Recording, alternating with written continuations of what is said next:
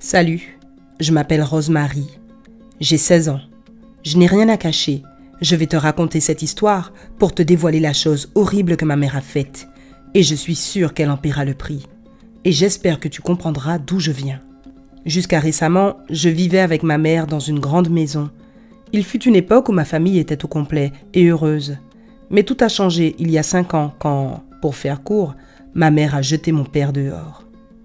De toute façon, je ne sais pas quel genre de Cupidon a pu faire tomber mon père et ma mère amoureux l'un de l'autre. Ma mère a toujours été une femme de caractère. Si quelqu'un n'était pas d'accord avec elle, ça voulait dire qu'il se trompait. Et mon père est complètement différent. Il est toujours à l'écoute, prêt à aider. J'aurais préféré vivre avec mon père, mais je m'étais habituée à mon petit confort et mon père, D'après ma mère, mon père était un raté, qui n'avait toujours rien réussi à son âge. Il avait 45 ans. J'ai du mal à l'admettre, mais ma mère a un peu raison. Quand ils se sont séparés, mon père a déménagé dans un quartier un peu pourri, où les logements ne sont pas chers. Il loue un mini-appartement. Il peut à peine se permettre son trou à rats et il doit le partager avec un ami. Donc, emménager avec lui n'était carrément pas possible. En grandissant, ma mère faisait de moins en moins attention à moi. Elle se disait que si je savais me faire à manger, laver mes vêtements et avoir de bonnes notes à l'école, ses devoirs parentaux étaient finis. En plus, elle m'apprenait la discipline, en me punissant sévèrement si je désobéissais ou si je faisais des bêtises. Donc, c'était presque mieux quand elle ne faisait pas attention à moi. Même si parfois, ça me manquait de lui parler, tu sais, comme certaines mères et filles le font. Je me préparais mon repas et je mangeais seule presque tous les soirs dans une salle à manger déserte. C'est assez triste. Elle était super difficile à vivre à cause de son caractère, mais en même temps, c'est ce caractère qui lui a permis de devenir ce qu'elle est aujourd'hui, une femme d'affaires à la tête de sa propre entreprise. Elle n'était pas très grande, mais elle ne connaissait pas la crise. Ma mère était tout le temps occupée, que ce soit au travail ou avec ses amis ou ses collègues de travail. Tout ça avait un avantage pour moi. J'avais toujours de l'argent de poche, donc ma vie était supportable. Jusqu'à ce que Dylan fasse son entrée. Dylan était le copain de ma mère, le premier qu'elle a eu après son divorce, ce qui voulait dire que les choses devenaient sérieuses entre eux. Et c'était très bizarre, parce qu'il était impossible de trouver qu'ils formaient un couple harmonieux. Dylan avait presque 10 ans de moins que ma mère, et il faisait partie de ces types qui font très attention à leur look. Il allait souvent à la salle de sport et chez le coiffeur pour avoir une barbe parfaite. Il mettait un parfum cher et branché. Enfin, tu vois le genre. Ma mère, elle, n'était pas vraiment jolie et elle faisait facilement son âge, donc les voir côte à côte était très étrange. Je suppose que j'aurais dû être contente que ma mère ait rencontré quelqu'un, mais pas après qu'il a envahi ma maison tranquillement, en toute confiance. Déjà, personne ne m'a demandé si ça me gênait que Dylan emménage avec nous. Un matin, je suis descendue dans la cuisine pour me faire un jus d'orange pressé et je suis tombée sur un étranger en peignoir. J'ai presque crié, mais ma mère a surgi pour tout m'expliquer. Tu imagines à quel point j'étais choquée?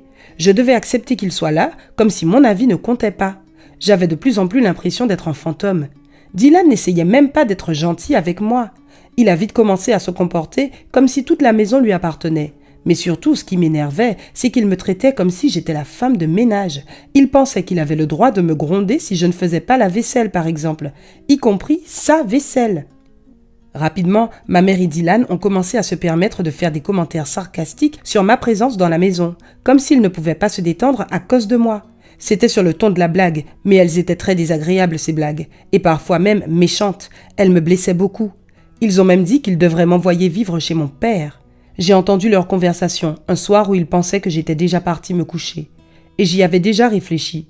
Mais mon père n'avait absolument pas d'argent. J'ai découvert plus tard que j'avais raison de ne pas sentir Dylan. Il n'était pas la personne qu'il faisait semblant d'être.